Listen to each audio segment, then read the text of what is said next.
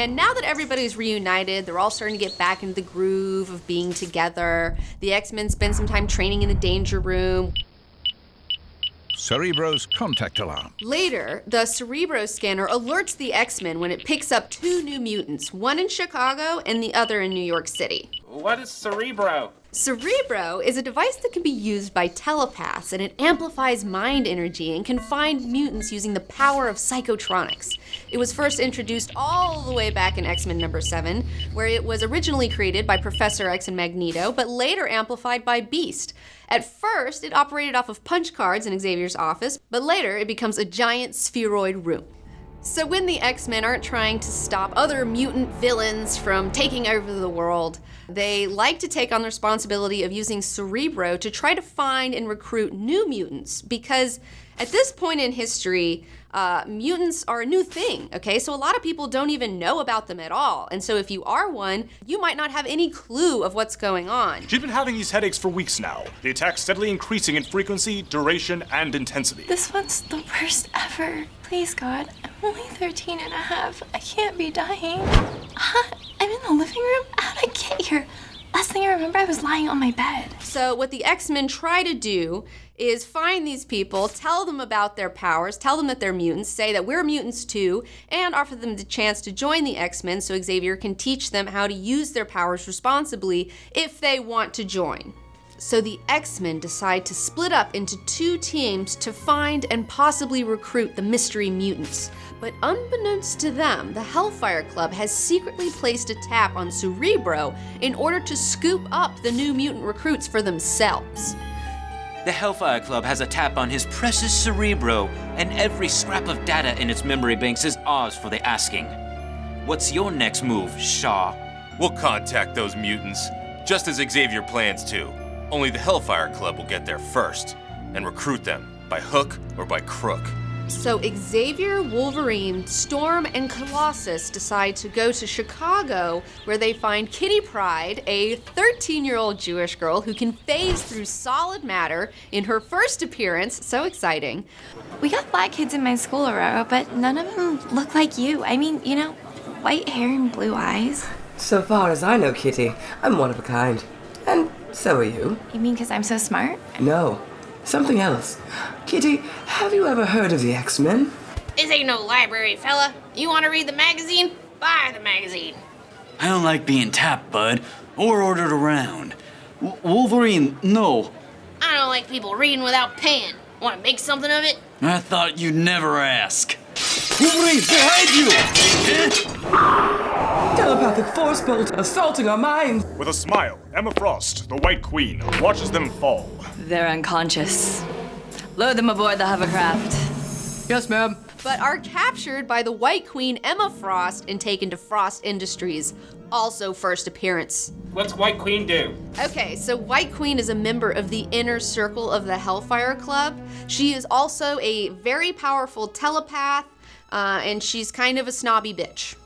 Kitty escapes in the confusion, and she contacts the other half of the X-Men, who are currently at a shady disco searching for their target, while Mastermind also happens to be at the same club searching for his target, Jean Grey. So far, I've nothing to show for tonight but 3 drunken passes and a comment that my dress is tacky. Scott isn't doing any better.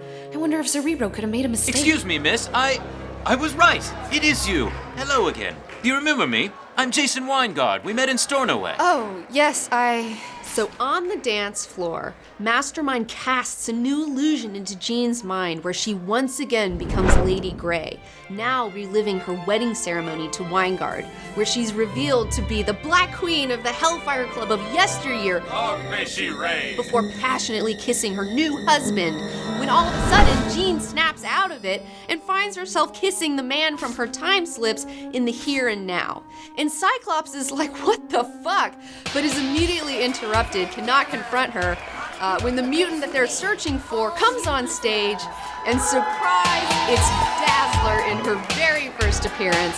Oh my gosh, so exciting. A lot of her first appearances. And Dazzler is my favorite mutant. She's a badass disco singer that has the ability to turn sound waves into light particles. But enough about her. Let's get back to the story. Who in the blazes? So anyways, the Hellfire goons show up in these crazy mech suits and they try to capture the X-Men, but Nightcrawler, Phoenix, Cyclops, and Dazzler manage to escape and make their way to Chicago. They find Kiddy, infiltrate Frost Industries, rescue their teammates, and even manage to recruit Kiddy Pride. Call me Dazzler, darling. That's my name. That's what I do. Dazzle people. Have you ever wondered where your light powers come from? Nope. You're a mutant, Dazzler. You have powers and abilities that set you apart from the rest of humanity. And as you just seen, there are people who will stop at nothing to capture or kill you. Are you serious? Look around you, Dazzler. You tell me. For your own safety, I think you better come with us. But what's really interesting about this adventure is during this time, Jean keeps using her powers with less and less abandon. And it's starting to scare Scott and Aurora. Like, they've totally noticed. Like what kind of stuff is she doing? Okay, for example, earlier in the story, Cyclops asked her to stop a car, and then she ends up just completely demolishing it, injuring the Hellfire goons inside. What have you done? I told you to stop that car, not turn it into instant junk. You didn't feel the girl's stark terror, Scott, or the thoughts of the killers chasing her. I'm a telepath. I did. These animals got no more than they deserved. And then later on, she puts the car back together like it's nothing. And then she also psychically puppets those goons that she injured. And she also keeps all of the X-Men in telepathic communication during the fray with like total precision and ease. And then the thing that's really scary is when Phoenix confronts the White Queen, she ends up playing with this poor woman like a cat with a mouse. All they'll find when they reach this chamber is a mindless thing, human only in physical form. You, Storm. Is that so? Who? Phoenix? The one and only. And you're Emma Frost, the Hellfire Club's White Queen. I understand you call yourself something of a telepath. Well, Your Majesty, let's see how good you really are. I mean, she ends up leaving Emma in a fucking coma. And Storm, who witnesses this entire fight, is terrified of Jean. I mean, she sees her personality shifting. And what's most disconcerting about this entire story is when Jean changes the memories of Kiddy Pride's parents in order to get them to willingly send their daughter to Xavier's School for Gifted Youngsters. That's like a huge no-no. Good morning, Mr. Pride. Shut it, mister! What have you been doing with my daughter? She goes over your students and disappears? You disappear? The malt shop was burned to the ground? No need I thought you'd been killed! So the police identified the bodies they found? I don't know what your game is, mister, but... Enough's enough! It's good to see you again. My wife and I were very impressed by your presentation yesterday. In fact, we've been discussing you and your School for Gifted Youngsters quite a bit since you left. That's so nice to hear, Mr. Pride. Call me Carmen. Jean, you didn't. Just doing what comes naturally. I know you don't approve of me or the professor using our psi powers like this, Scott, but Kitty's father wasn't about to listen to reason, so to spare everyone a lot of unnecessary grief, I modified his and his wife's memories a little. No harm done, and there's an end to it. We have brunch makings in the fridge. You're all welcome to join us. Also, a fun thing to notice is that her clothing choices are becoming more and more provocative as the story progresses, and so are her kisses with her old teammates. Thanks for taking us in, Warren, especially on such short notice. My pleasure. Besides, it's good to see you again. Make yourselves comfortable, group. My home is yours. It is a beautiful home, Angel. And beautiful country. Colossus, these hills ain't nothing compared to the Canadian Rockies. Now that's beautiful country. You're looking good, Blondie. Keep this up, Jean. We're liable to make Scott jealous. Why are they kissing like that? And I love the implications of this panel because Angel's always had a thing for Jean, and now that she's all like juiced up with all these powers, you know, kind of her sexuality is coming out a little bit more. So what normally would be more of a friendly kiss between the two seems to be a little bit more spicy than normal. Spicy! Yeah.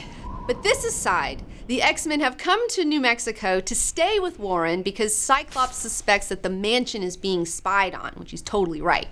And he's like, Warren, I need to talk to you.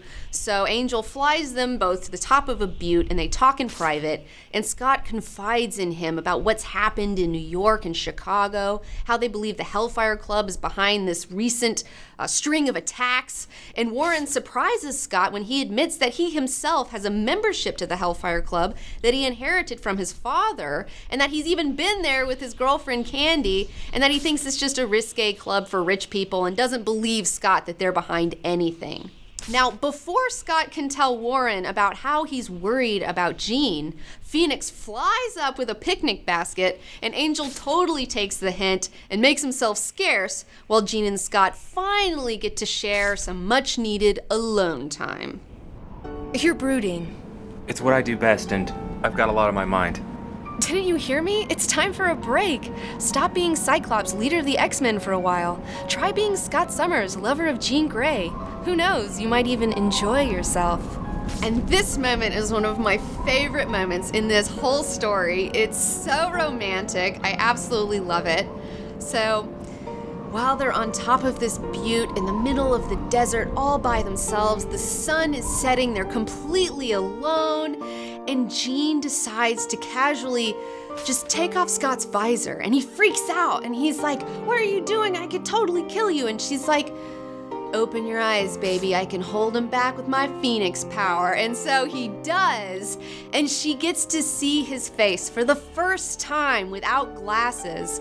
And he and Scott gets to see the woman he loves for the first time without having to fear like hurting her or possibly killing her with his eye blasts. And then they make passionate love, and afterwards Jean asks Scott if he would be down with her installing a permanent psychic rapport between the two of them, where she's always in his brain and he's always in her brain, and Scott immediately accepts without skipping a beat. So unhealthy, but so hot.